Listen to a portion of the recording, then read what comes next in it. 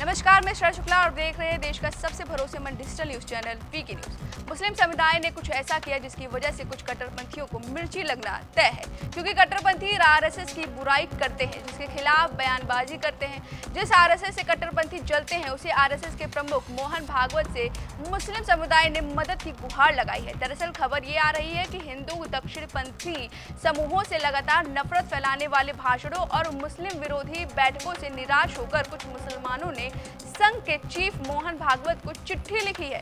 ये समूह 1 साल से आरएसएस के साथ चर्चा करता आ रहा है। बता दें कि भागवत को भेजी गई अपनी चिट्ठी में 5 मुस्लिम बुद्धिजीवों और नेताओं, जिनके नाम है पूर्व चुनाव आयुक्त SY कुरैशी, दिल्ली के पूर्व उपराज्यपाल नजीम जंग, पूर्व राज्यसभा सदस्य शाहिद सिद्दीकी, लेफ्टिनेंट जनरल उमीर उद्दीन शाह और सईद शेरवानी ने अपनी चिट्ठी में लिखा, घृणा वाले भाषणों की लगातार बौछार, मुस्लिमों के नरसंहार की बात और मुसलमानों के खिलाफ हिंसा पर नाराजगी व्यक्त की है। मामला ये बताया जा रहा है कि महाराष्ट्र और छत्तीसगढ़ में हाल ही के दिनों में लगातार हो रहे मुस्लिम विरोधी मार्च मुसलमानों के खिलाफ नफरत से भरे हुए थे। इसमें मुस्लिम बिजनेस के बहिष्कार की बात की गई है। मीडिया रिपोर्ट्स के मुताबिक महाराष्ट्र में इस तरह का घृणा मार्च महीनों तक चला है। ये मुसलमानों के बीच पीड़ा और भारी आक्रोश पैदा कर रहा है। चिट्ठी में भागवत केंद्र सरकार और राज्य सरकारों से मुसलमानों के खिलाफ हिंसा पर बोलने का आग्रह किया गया है।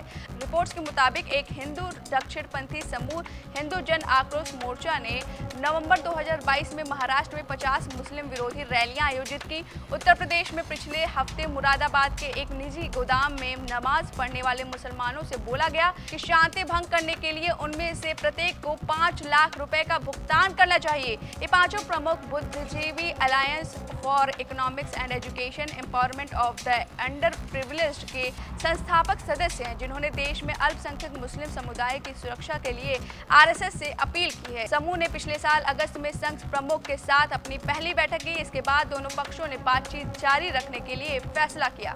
समूह की दूसरी बैठक नजीम जंग के आवास पर आयोजित की गई। इसमें आरएसएस के संयुक्त महासचिव कृष्ण गोपाल और वरिष्ठ नेता इंद्रेश कुमार और राम लाल ने हिस्सा लिया, जिन्हें चर्चा को आगे बढ़ाने के लिए खुद आरएसएस प्रमुख मोहन भागवत ने अधिकृत किया।